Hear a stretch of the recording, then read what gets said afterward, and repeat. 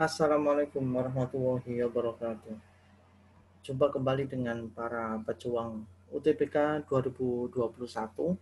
Teman-teman, waktu kita tidak lama, tetapi dengan latihan yang kuat, dengan sering melatih menyelesaikan soal dengan akurat, maka teman-teman punya peluang untuk mendapatkan skor tinggi. Terutama di video ini, saya akan pandu untuk bagaimana menyelesaikan soal-soal fisika dengan smart untuk UTBK 2021. Oke. Nah, di video yang lalu teman-teman sudah kita ketahui bahwasanya peta materi yang sering muncul di 10 tahun terakhir untuk fisika itu ada paling tidak 5 besar ini ya. Listrik dan magnet, mekanika 1, zat dan kalor, getaran dan gelombang, serta fisika modern. Nah, pada video kali ini saya akan fokus untuk yang nomor 1. Nanti di video berikutnya akan saya sajikan yang nomor 2, 3, dan seterusnya ya. Nah, kita ketahui bahwasanya soal fisika untuk UTBK tahun ini itu 20 soal dengan waktu ya enggak sampai 25 menit ya, pada satu soal paling tidak 1 menit. Tetapi tidak harus benar semua teman-teman, 20 paling tidak untuk angka aman kalian ambillah taruhlah 10 sampai 13 soal itu kalian kuasai betul bab apa yang kalian paling bisa, karena dengan kita paling tidak dengan benar 13 soal maka kita paling tidak dapat skor aman ya 600 sampai 700 lah, mudah-mudahan 650 atau 700 bisa kita raih. Oke, maksud saya tunjukkan beberapa soal tentang listrik dan magnet dan bagaimana cara menyelesaikan dengan cara smart. Oke, yang pertama ini sebuah voltmeter dirangkai seperti yang terdapat pada gambar. Nanti saya tampilkan ini gambarnya ya. Jika saklar S ini ditutup, ini kondisi alamnya terbuka ya, maka yang terjadi adalah ini sederhana teman-teman, konsep dasar. Tapi kalau kita nggak paham konsepnya maka kita kesulitan, bahkan habis waktu untuk, apalagi ini berupa pernyataannya. Tapi oke, kita tunjukkan konsepnya ya. Nah, ini kita uraikan ya, cara penyelesaiannya. Ini rangkaiannya ini saklar yang terbuka, nanti kita kondisikan dia tutup. Kondisi awal dulu ya, kita lihat kondisi awal. Oke, nah ini adalah kondisi awal, saklarnya masih terbuka. Pada kondisi awal, ya arus itu mengalir dari A, B, C, D, A, B, C, D, gitu ya. Karena ini saklarnya terbuka, dia ada arus yang mengalir. Voltmeter ini yang di atas ini hanya mengukur tegangan yang ada di titik C dan D ya. Nah, ini yang diukur dengan besaran persamaan yang sudah sangat terkenal ini, V sama dengan I kali R ya. Ini I, kemudian ada tegangan di sini. Nah, jadi voltmeter ini hanya mengukur arus yang melewati C dan D karena E, F ini saklarnya tidak nyambung. Oke, sehingga besarnya adalah I kali R. Nah, pada kondisi yang diminta di soal itu saklarnya ditutup. Ya, ini ya, S ini saklarnya ditutup. Maka ada arus yang akan melewati E dan F ya. Titik E dan F. Arus dari mana? Arus dari B ini naik ke atas akan terpecah jadi dua. Nah, besar arus yang melewati titik E dan F adalah setengah I. Karena ini I, ini separuhnya akan melewati C dan D, dan setengahnya akan melewati I dan F. Kenapa kok separuhnya setengah? Karena ada pembagian arus ke C dan D juga dengan hambatan. Karena ini hambatannya sama, sehingga arusnya terbagi secara merata 50%, 50%. Untuk itu karena dia terbagi, voltmeter yang ada di atas ini mengukur arus yang ada di E dan F dengan besaran P-nya adalah setengah I kali R.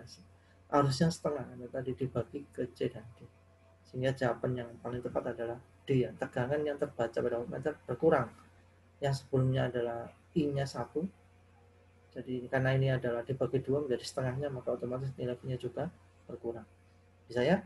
Sederhana, tapi kalau paham konsep cepat. Saya kira ini gambaran ini hanya untuk ilustrasi saja, tapi tanpa gambaran pun kalau teman-teman bisa ketahui konsepnya maka bisa langsung menjawab dengan tepat. Kurang dari 1 menit bisa ya, tanpa harus menggambar. Ini gambaran untuk menjelaskan fenomenanya saja. Berarti kalau mengerjakan soal ya nggak perlu digambar gini ya, kelamaan. Next. Oke, ini ada sebuah soal tentang GGL ya. Sebuah aki dengan GGL 12 volt dan hambatan dalam R 2 ohm dihubungkan dengan hambatan luar R 4 ohm. Seperti pada gambar ini ya. Nah, ini kata kuncinya. Bila kutub negatif aki dihubungkan dengan tanah, ini ya, dihubungkan dengan tanah, maka potensial di titik C adalah, nah ini ditanya potensial di titik C. Oke, kita ini opsinya, kita tentukan kondisinya ya. Catatan penting ini ya konsepnya, rangkaian dihubungkan ke tanah menyebabkan tidak ada arus yang mengalir atau nol. Untuk itu tegangan di A dan C itu jumlah giga plus jumlah arus kalikan tegangan. Nah ini GG-nya 12 volt, kemudian I-nya 0 karena dihubungkan ke tanah, sehingga diketahui VAC sama dengan 12. Kalau ini kita uraikan di sini VA sama 12, maka kita ganti arahnya, min 12 sama dengan VAC. Kita uraikan min 12 sama VA dikurangi VC. V di A ini karena dihubungkan tanah maka dia nilainya juga 0. 12 sama 0 min VC, maka VC sama dengan 12 volt. Jawabannya adalah E. Ini juga masih sangat sederhana ya teman-teman, tapi kalau tidak paham konsep ini lama sekali menemukan jawabannya. Next. Untuk berikutnya, nah ini ada rangkaian listrik. Untuk mengetahui hambatan pengganti rangkaian ini, ini ujung apa itu colokan ohmmeter dihubungkan ke ujung rangkaian A dan B. Ujung rangkaian A dan B. Hambatan pengganti rangkaian adalah, nah ini opsinya kita harus jabarkan kondisinya. Catatan ohmmeter harus DC sehingga nilai XL sama dengan 0, sehingga rangkaiannya sebagai berikut. Nah ini akan menjadi rangkaiannya adalah seperti ini ya, dengan kondisi yang telah kita tetapkan ini. Nah ini ada rangkaian paralel ya, hambatan 10 ohm tersusun secara paralel dengan hambatan 10 ohm di bawahnya. Ini kita sederhanakan dengan cara penyelesaian seperti ini. 1 per hambatan paralel sama dengan 1/10 tambah 1/10, maka hambatan paralelnya sama dengan 5. 1/R paralel sama dengan 1/5, maka R paralel sama dengan 5 ohm. Kalau ini kita temukan 5, maka rangkaiannya, nah ini saya tulis kembali ya, R atau hambatan paralelnya adalah 5 ohm, maka hasil rangkaiannya menjadi berikut ini. Nah ini menjadi AB, ini ada rangkaian seri ya.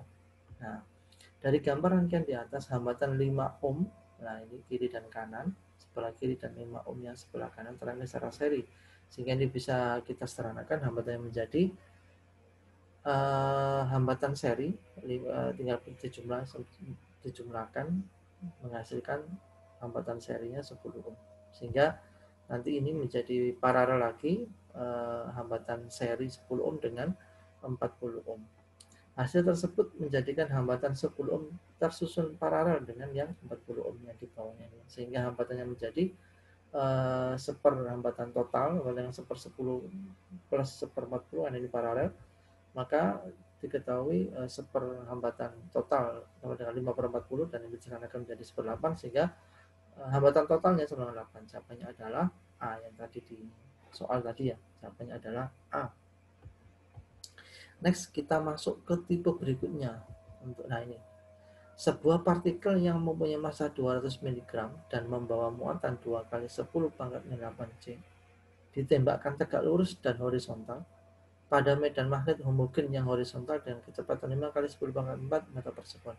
Jika partikel tersebut tidak berubah arah, maka kerapatan flux magnetiknya sama dengan ini pilihannya. Oke, kita tentukan ya langsung, ini cara cepat menggunakan rumus F sama dengan M kali G. F-nya kita uraikan, Q VB sama dengan M kali G. Kita cari B-nya ini ya, sama dengan M kali G per Q V. Ya, ini kita bawa, kita pindah lajurnya menjadi dibagi ya, Q V. Nah, kita masukkan nilainya, B sama dengan M-nya 200, kan ini miligram, harus kita rubah menjadi kilogram ya, jadi dikalikan 10 pangkat 6, kemudian dikali gravitasi 10, kemudian kita bagi menjadi Q-nya ini 2 kali 10 pangkat 8, V-nya adalah 5 kali 10 pangkat 4. Ini sangat sederhana ya angkanya, sehingga kalau kita uraikan B sama dengan 2 kali 10 pangkat 3, ini kita sederhanakan, yang bawah ini kita sederhanakan, ketemu pangkat 10 pangkat 3, sehingga hasilnya B sama dengan 2 ya, jawabannya adalah C. Next, ini tentang magnet ya, flux magnetik. Ada soal seperti ini, Flux magnetik yang dihasilkan oleh medan magnet B yang menembus tegak lurus permukaan luas A adalah nilainya 1 ini ya.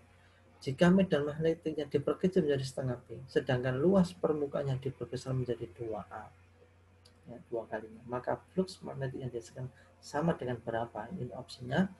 Oke, kita tentukan kondisinya. Nah, catatannya, flux magnetik adalah banyaknya garis gaya magnet yang menembus bidang secara tegak lurus ya.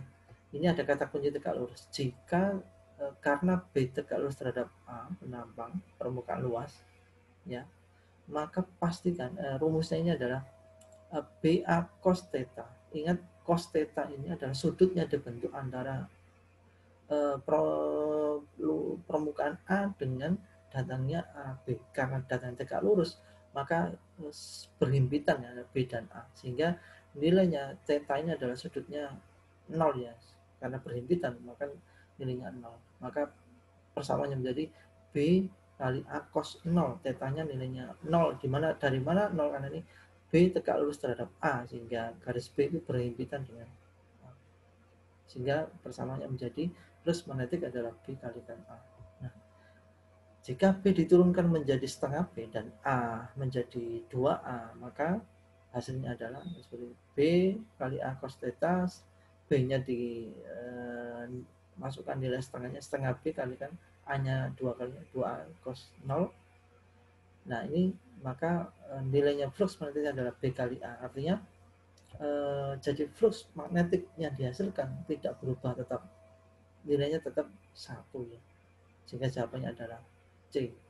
Kalau teman-teman melihat redaksi soal itu sebenarnya kelihatan ya, karena ini perkalian berwarna lurus. Kalau B-nya setengah, B-nya diturunkan, tapi A-nya dinaikkan 2 kali, ya maka sebenarnya ini tidak mempengaruhi apa-apa, karena variabel B dan A itu berbanding lurus di dalam rumus.